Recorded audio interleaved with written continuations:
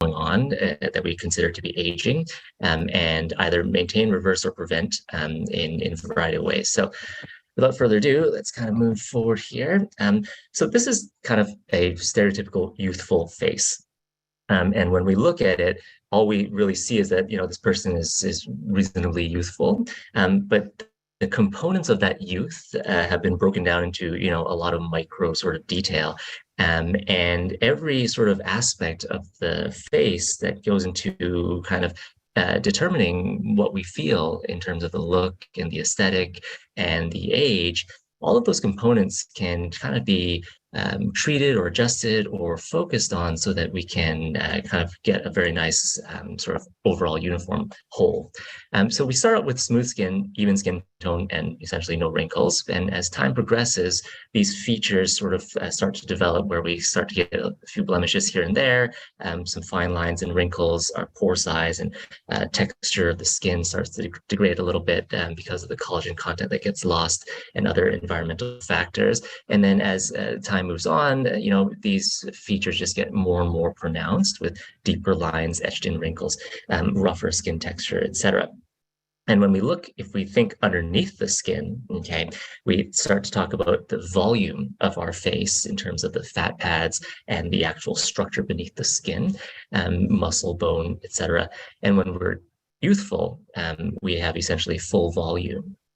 And so the volume is supporting the exterior skin and everything looks nice and tight and lifted. But over time, you can see these little fat pads start to shrink, and it's very predictable in the way they do so. And it's all compartmentalized. And these have actually all been visualized now with images and stuff like that. So we know that these fat pads start to diminish, and that causes hollowing and sort of creasing of the skin. And ultimately, the skin starts to descend because of that volume loss. And you can see in this cartoon, you can imagine how these folds start to deepen. Microscopically, we got the layers of the skin, and every single layer, whether it be the top layer, the middle, or the deeper layers, all of these layers can essentially be affected by the aging process. And all of these features kind of manifest when we look at aged skin, and it kind of comes together in our overall impression of aesthetics. So when we're youthful, we have this inverted triangle type of shape to the face, at risk of oversimplification, but that's a reasonable sort of framework to think about. However, as we age, okay, and as you can see here, the triangle starts to flip, okay, and instead of being a top-heavy triangle, it becomes just an upright triangle as things start to move downwards. And the skin starts to kind of get a little bit, either brown spots or pigmentation develops, some broken blood vessels, redness. We start to lose our hair, the skin starts to crease, we develop fine lines and wrinkles around our eyes, forehead, the hollowing of the face, and thinning of volume, etc. And so our goal really is to kind of target some of these features, decide what's important for us, and then kind of come up with a plan that kind of takes into account all of these issues so that we can create the most natural and the most sort of aesthetically pleasing in our own view plan that can maintain our looks and our youthfulness. So what does that mean? Well, first step, of course, is prevention. The second is maintenance. And then finally, we have specific treatments that can actually rejuvenate. So when we talk about prevention, there's obviously, a healthy lifestyle is critical. But beyond that, we think about, skin-directed factors, and the number one factor is sun. Okay, probably the biggest ager of all, because the UV radiation from sunlight does cause a lot of changes within the skin that lead to more aging. So age spots, rough texture, dilated blood vessels, and then eventually collagen breakdown, fine lines and wrinkles. And then the final form, of course, of sun damage is the development of precancer and skin cancer. So it's very important to understand that when we talk about sunscreen and minimizing our sun exposure, there's a large number of benefits to just following just that simple rule. And a really good sun protection plan can, in fact, diminish the signs of aging very effectively, and it can prevent further health issues down the road. In general, we think maybe an SPF 50 plus, UVA-B protection, mineral-based, and some of the more advanced sunscreens these days have additional ingredients in them, like antioxidants and other molecules that help to improve the skin quality. And so those ones can be used as well. But in general, you want to find an SPF 50 zinc-based product that you'll use. Okay, and that's the key, because most of them have a different texture or color or tone to them. And so you really just got to find a product that you like and one that you'll use consistently. The next thing is maintenance. Maintenance is extremely important because if you can maintain your skin, then you don't really need to reverse any sort of damage later on. And this is where topical treatments and medical grade cosmeceutical products that have been tried and true and vetted by clinical research, these are where this kind of component comes into play. And these are things like growth factors, retinols, antioxidants, and a few other types of ingredients that we know are very helpful over time for the skin. And then there's injectable therapy, okay, that also plays a big role in maintenance. And this is things like Botox, filler, where we kind of prevent wrinkles or maintain the skin in a certain volumized state. And then finally, there are energy-based sort of treatments, including laser and radio frequency ultrasound, all sorts of fancy technologies, the point of which really all of them is to deliver energy into the skin that then stimulates a remodeling or restructuring or a improvement in the structure of the skin. And so that's that. Now let's talk a little bit about skincare because it gets a little bit overlooked sometimes. I mean, at least in our field, we focus a lot on our treatments and all the technologies that we have and whatnot. But at the baseline, if you have a good sun protection regimen and nice skincare regimen, you can go a long way in terms of the maintenance and prevention aspect of things. And growth factors have, proven to be extremely successful over the last 20 years or so. One of the products that is a fibroblast derived has a very powerful growth factor that's been in use for the past 20 years or so. And we have it at our clinic and it's widely available and one of the most popular ones. But you can see the key here is that we need to understand that there are some products that actually have good science behind them and they actually do what they say they do because they've been tested in clinical trials, whereas the majority of products, may or may not have that type of backing. And so I think choosing the right skincare in a rational way is probably the best way to go. And it's worthwhile to get, advice on that because that's kind of our specialty. Retinols are another thing that has been tried and true for decades. And essentially these encourage skin turnover that helps to maintain a youthful appearance and maintain the collagen content and the rest of the structural content of the skin. And then antioxidants, we are constantly exposed to environmental insults, if you will, pollution, free radicals, and all these types of things. And so when we use antioxidants on our skin, it helps to protect our skin from further damage. And there's a lot of good science behind that. In terms of the injections, we talk about Botox a lot, and everyone knows that Botox can, prevent wrinkles, right? But what is not as well known sometimes is the true maintenance effect of Botox over a period of time. And that's probably the most powerful feature of the treatment. If used correctly and consistently over a period of time, the safety profile of the treatment is extremely high, and the effectiveness is actually astonishing. There is a preventative and powerful maintenance effect with just Botox or neuromodulator treatment. And this manifests in actually studies that have been done, twins that, were identical previously. One opted for treatment with neuromodulators on a consistent basis and one opted to not do so.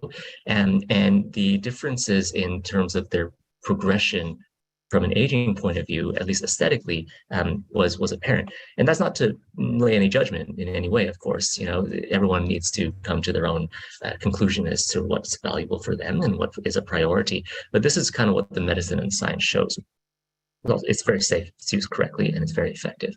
And then, of course, there's specific skin blemishes that we either want to prevent and or maintain, and these usually fall into the category of either brown or red discoloration, so pigmentation or vasculature. And there are a variety of different energy-based devices, lasers, intense pulse light, pulse dye lasers, et cetera, that can treat all of these issues. And the latest of which are the so-called picosecond lasers, that are very good for brown pigmentation, scars, textures, etc. But again, a whole host of these devices, most of which we have at our practice at Cosmetic Laser Dermatology. But again, the long-term effects of these treatments is now coming to light.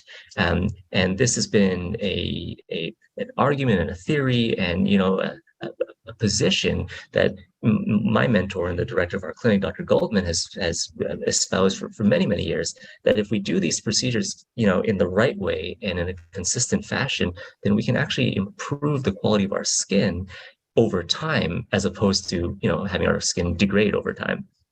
And so that's something that I think is, if that's a valuable thing for an individual, then it really is a nice way to do it, because these simple treatments like IPL, for example, is a very light laser treatment and it results in minimal to no downtime, but can have very good effects cumulatively over time. So that's kind of the maintenance and the preventative part.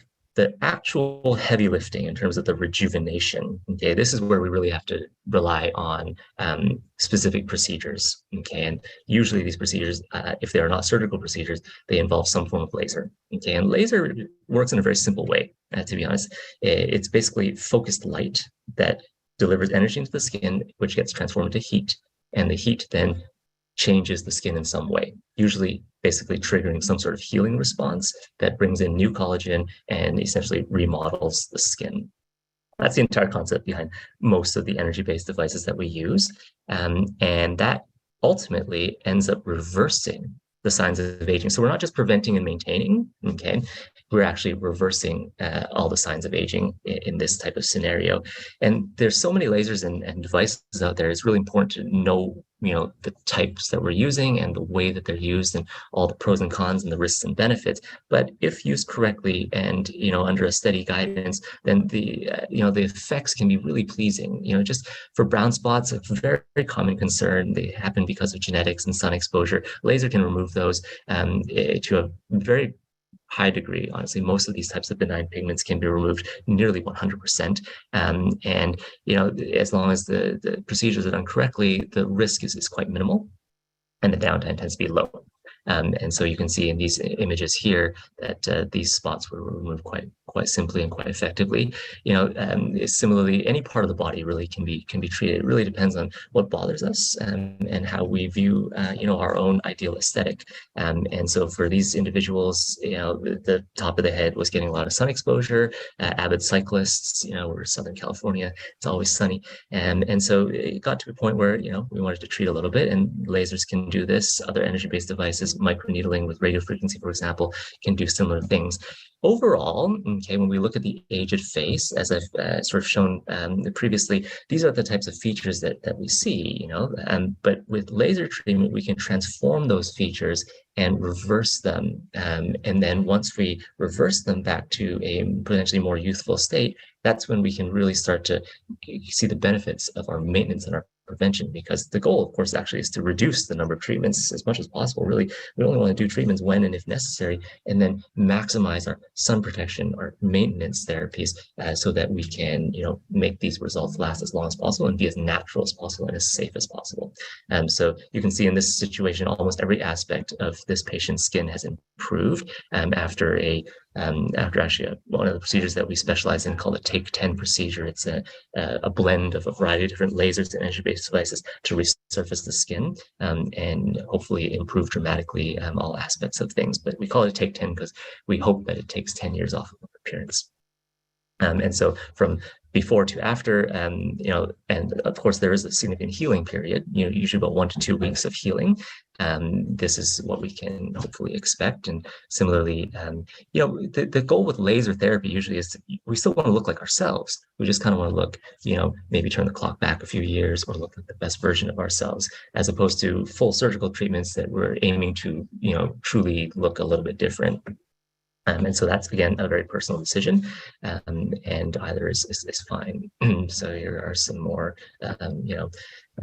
example. So in summary, as long as we understand kind of the anatomy of aging, the science and the evidence that now is widely available, and we all learn in our training programs, and that's why we undergo these specialized training programs. If we understand all these components, we know that the skin and our bodies age in very critical ways, and so there are ways that we can prevent this process from happening. There are ways that we can maintain our skin for as long as possible, or essentially age in a very graceful way, that are evidence-based and proven by science. And then there are ways, some cutting edge, some that have been around for years, where we can actually apply treatments and reverse these signs of aging and actually start to rejuvenate our skin. So we can go from this situation and just kind of turn back the clock a little bit, and maybe not perfectly like this cartoon, but in that manner, kind of reach and maintain and optimize our own ideal aesthetic. And so that's all I have. Thanks for tuning in. Thank you so much, Dr. Wu. That was a lot of really great information and a very helpful overview. So at this time, everyone, we are open for question and answer. So please use the Q&A feature in Zoom to ask your questions, and we will get to as many as possible. I see a couple of you raising your hands, but please use that Q&A feature. All right, so let's get started. Do skin lasers help prevent skin cancer? Oh, this is a really good question. So there's two ways to answer this. There are procedures that use lasers to actually treat precancerous lesions of the skin. And the most well-known of that is called photodynamic therapy, which can be a combination. We do it anyways in a way that combines many lasers to, first of all, of course, treat the precancers, and that does have a definitive preventative effect on the development of cancer. But we also use it to rejuvenate the skin, because it's actually a very powerful rejuvenative treatment as well if done correctly. So in that respect, yes, lasers can be used to prevent skin cancers. On a more global effect, will, for example, doing laser twice a year in some way delay or prevent or have some sort of preventative effect in the eventual development of skin cancer? There is some evidence emerging these days to suggest that that is true, but it will depend on the type of laser, the frequency, and a lot of other factors too. So that's still an evolving story. But that's one thing that Dr. Goldman has always truly believed in, and I think now the evidence is catching up to that, and it seems like that is probably true. Very interesting. All right. Does the Take 10 laser or other lasers make your skin shiny or too white? Yeah, that's always a risk. So if the healing process is too intense or too exuberant, then the skin can actually change its texture in ways that can be displeasing, including a little bit of a waxier texture or a little bit of a discolored look to it. So it's very important to, especially for a procedure like that, to fine-tune every single aspect of it and control it to a very high degree. And it takes a lot of experience to do that kind of thing. Yeah, so there are definitely risks with that procedure and with any procedure, to be honest. And because of having the right tool, and since we have, so maybe talk about different skin tones. And that's true. Yeah, I mean, that procedure is not for all skin tones. Darker skin types aren't necessarily safe for that. And having the right lasers and the right devices is pretty important too. I mean, ultimately, you got to use them in the right way, and that's the most important thing. But having the best tools is always going to be beneficial. Yeah, absolutely. This is just a comment from Lisa. She said, I love what you said, that we want to look like ourselves, just better. And that's what lasers can do. So thank you. Love it. I agree with you, Lisa. I align with that. All right. So is a Take 10 a combination of lasers and fillers? It can be. So we use the term loosely. Its original conception, as designed by one of my mentors, Dr. Richard Fitzpatrick, was a blend of lasers. And we published this actually many years ago in honor of him. He had passed away several years ago.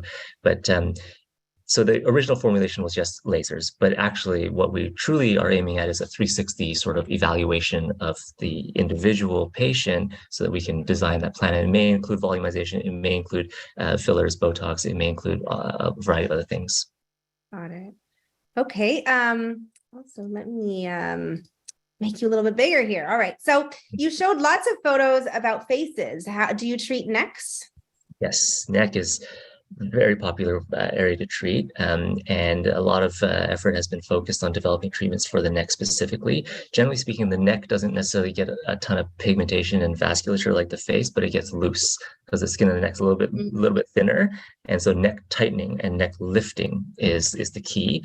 And injectable treatments can do it. There's a variety of injections that can potentially do such a thing, and then energy-based treatments like ultrasounds, radio frequencies, and microneedling technologies, and laser, in fact, can all play a role. So that's a major part of our practice. We do a lot of that kind of work. Yeah, absolutely. So this is kind of on the same topic. Can lasers help jowls and marionette lines, or are fillers needed? So yeah, if we're talking specifically about jowls and marionettes, the laser will have potentially some benefit if it is a very aggressive laser, like I showed. But in general, those features are due to volume loss more often than not, or skin laxity. And so those two issues need to be addressed in their appropriate way, and laser is not necessarily the best option for that. Okay. So here's a great question. Is there a point of no return? For example, if I'm over 60 and collagen can no longer be stimulated? There's never a point of no return because we're never really on a fixed point in this journey. But what I believe is well, the science, anyways, is that we always have the ability to generate collagen, always to our dying day. There's no major impairment in that process intrinsically with aging, although if we have other comorbidities and our health declines, then certainly our wound healing abilities can potentially be compromised. So that's a medical issue.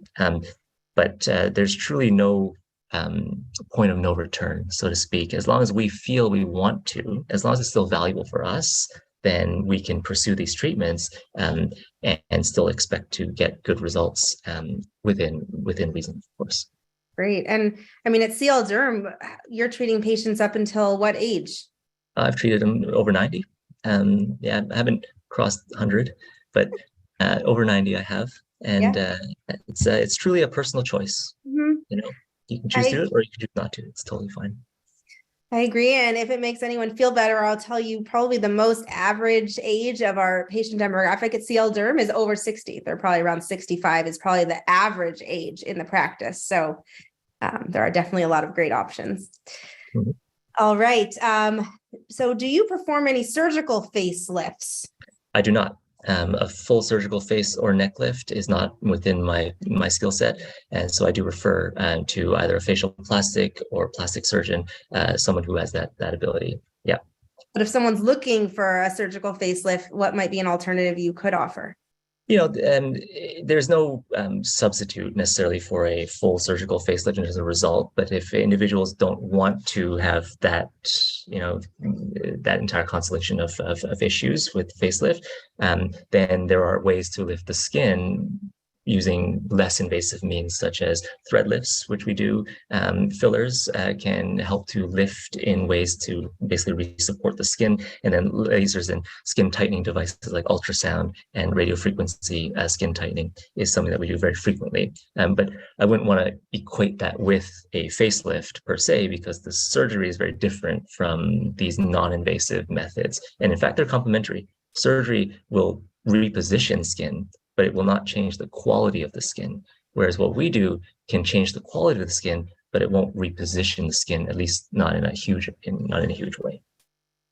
That's a really helpful way to think of it.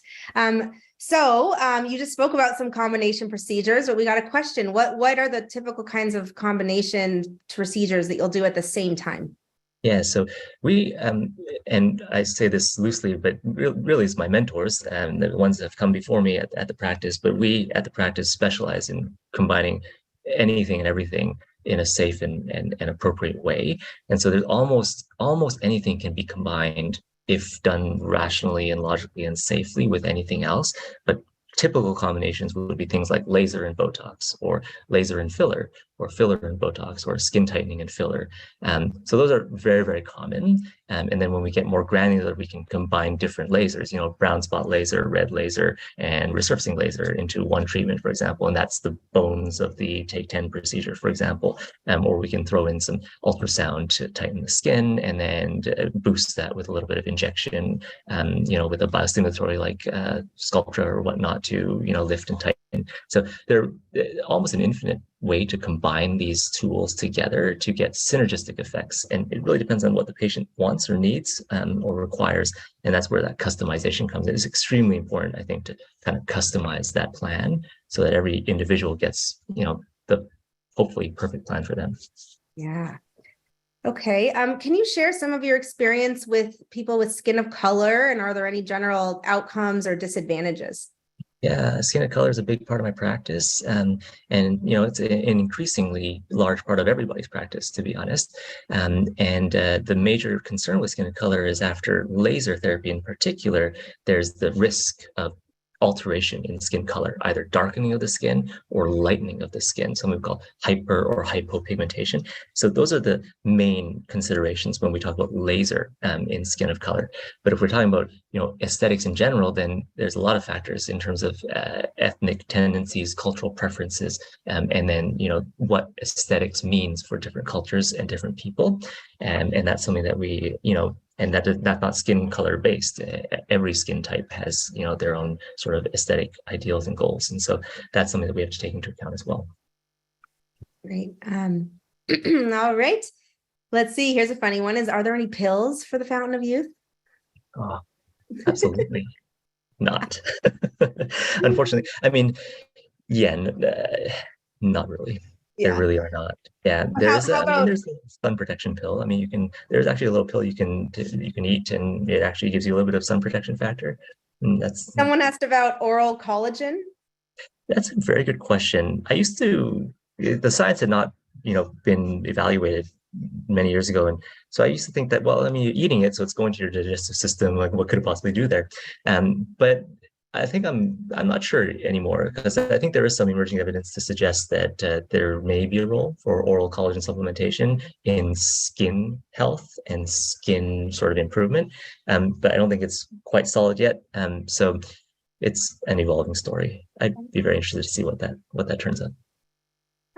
Here's a question. Do you have any treatments for DPN? And can you maybe tell everyone else what that means? Yeah, 100%. So DPN is a short form for dermatosis papulosa nigra, which is basically a long name for these black spots that show up on the skin. They're little stuck on little black kind of rough spots that kind of show up on the skin with either time or age or genetics. There are certain skin types that are more predisposed. And yes, this is one thing I treat a lot of, actually. It's most commonly seen in African American skin, but is also very common in Southeast Asian skin, in Indian skin, and many types of skin of color. For fair skinned individuals, it's not very common, to be honest, but the fair skinned individuals have what we call seborrheic keratoses, which are similar along the same spectrum. All of these benign spots can be treated with laser, and for skin of color in particular, the picosecond lasers are by far the best to treat these types of spots. And they're much safer than the previous generation lasers, and they're equally effective, if not more effective. And especially as the skin tone gets darker, it's more and more important to use some of these more specialized technologies. But this is a big part of my practice. It's one of my major specialties. In fact, I was just in Chicago a couple of weeks ago for the Pigmentary Disorders Exchange Symposium, and that we had a big discussion about these types of things in that regard. So yes, it can be treated, and there's good effective treatment. You just have to do it with caution, and then it's very safe and very effective. It's very pleasing. One of my favorite treatments. Love that. What can be done to improve some of the loose skin around the sides of the mouth? Yeah, again, it all comes down to analyzing it and understanding what's causing it. So usually it's caused by either volume loss or loss of skin structure and integrity. And so if it's volume loss, then fillers or biostimulatory injectable products can be very helpful to reduce that. If it's more of a skin structure issue, then skin tightening with either ultrasound or radio frequency or lasers can do the trick too. If it is structure and volume, then we can think about things like thread lifts in combination with injection and laser. So you see how these plans get built based on what is happening, and we just pull in the necessary tools and treatments to address the problem in the best way. It's so interesting to hear how much you really do customize every treatment. Mm-hmm. So Leslie says, I've heard mixed reviews on threads. Can you give me some of your details and any thoughts on the longevity? Yeah, every procedure has pros and cons and risks and benefits. With threads, we always have to keep in mind that we're implanting essentially a foreign material into our skin that has longevity to it. And so once it's implanted, it remains there and really cannot be reversed. And so if any innocuous or unintended or unwanted or unlucky issue happens, like, you get allergic to the thread, for example, or it gets infected for whatever reason, then it can become a big problem. Okay, so there is more risk in that regard to something like a thread lift than versus like a filler where you can dissolve it and then it just goes away. Um, that being said, the structure of the thread is such that there's actually a physical sort of, anchor, if you will. And so it can be more powerful in some situations where you want to get lift or you want to get volume or something of that nature. And so, yeah, there's definitely pros and cons. And it's thread lifting, like any aesthetic procedure, honestly, should not be entered without, being informed and ensuring that you're at least to the best that you're able to, finding a reputable provider, and kind of also investing your own attention into the procedures that you're considering so that you can educate yourself and be aware of what you're doing. Yeah, that's so important. Is microneedling as effective with lifting in the neck area as a laser might be? That's a good question. There have been some split neck trials and things of that nature. Usually they show them to be quite similar, to be honest. But in general, laser is not thought to be the best tightening sort of method, unless we go to the stronger laser categories, and then they're not necessarily appropriate for the neck. But RF microneedling, that's one of its wheelhouses. That's one of the things that it sort of specializes in, if you will.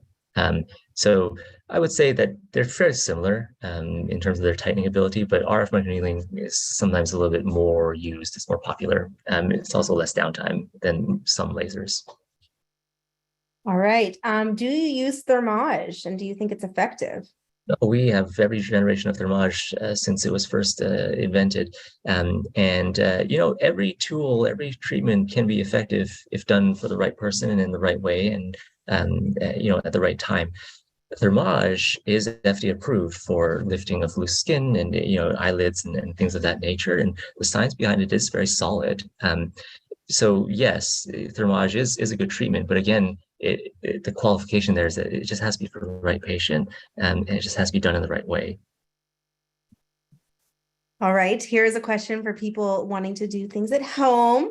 How about these home devices like LED light therapy masks or microcurrent devices? Do you think any of them are effective? So this is a difficult question to answer definitively. I get asked this a lot in my clinic. So my standard answer is, if they've been cleared, by the health regulatory, FDA or Health Canada or whatever it may be, then they're likely safe. Okay, and that's really all that means. If they're cleared for use, they're likely safe. That doesn't mean that they're effective for whatever it is that they claim to do. If they're indicated for a certain purpose, then that means that they have some evidence to show that they are effective at what they do. Home-based devices almost never have that indication. They may have clearance, but they don't necessarily have the indication. But if they're safe and they don't break the bank, I don't have any problem with them. So I'm not strongly against them, but I question if they have any real efficacy in general. Okay. Can you give us your idea for what a good daily skincare regimen is? Yeah, it's really quite simple, to be honest. Sun protection is number one. Okay, so that has to be just part of every skincare routine if you want anti-aging and skin health. The other three ingredients that need to be mixed in some nice way is some form of growth factor, okay, some form of retinol, and some form of antioxidant. These are, generally speaking, the three things that we know fairly certainly will improve your skin over time and maintain things. Beyond that, it depends on what your skin needs. So if you've got pigmentation issues, then you need something that will lighten that pigmentation or blend it or make it more even. And so those are more specialized products. If you have more redness to your skin, then you may need something that reduces redness. So that's kind of how I look at it. You want the backbone that almost everybody needs or could benefit from. And then you've got to customize from there in terms of what you specifically need in your skin and how your skin, responds to these types of products. Can you speak a little bit more about growth factors and which ones you recommend? Yeah, I mean, we've done a lot of research on growth factors, and so nowadays that term is used kind of loosely. It sort of encompasses many things, up to and including the latest being exosomes, which are essentially stem cell derivatives, that are thought to be packaged little growth factors and messages from stem cells that will reprogram our skin to be youthful. That's quite new, but these tried and true growth factors basically just stimulate collagen, and the one we love is made by Skinmedica, and it's called the Essential Serum. I think it's called the Advanced Plus Serum now. But that was, partially, maybe even wholly invented by Dr. Fitzpatrick many years ago, and still to this day is one of, in my opinion, anyways, one of the best products that we have. Um, but there are a host of them now. When it was first invented, it was the only one of its kind, and it was amazing. But there are a host of them now that are available, and on our shelves, we only carry those ones that have clinical evidence behind them. And so if you ever happen to be by our clinic, actually our products individual is extremely knowledgeable as well. Her name's Lindsay, and she's great. So you can have a chat with her. She loves talking about this stuff. And so do I. Great. And I posted a link in the Q&A also, and I'll post it in the chat as well. So you can kind of have a direct link to Dr. Wu's favorite products on our store. All right. So are there any long-term side effects from fillers? That's a very good question. So in general, hyaluronic acid-based fillers, which are the majority HA fillers like Juvederm, Restylane, et cetera, these things, though that's the majority of fillers that we use, they are thought to degrade over time and just disappear. Okay, whether or not they fully disappear is debatable, and likely they may not always fully disappear. But in terms of the long-term health impact of that is minimal to none. Although there is always the potential risk that you could develop some sort of allergy to a filler or filler components, and that could cause swelling and discomfort and things of that nature, which can be troublesome.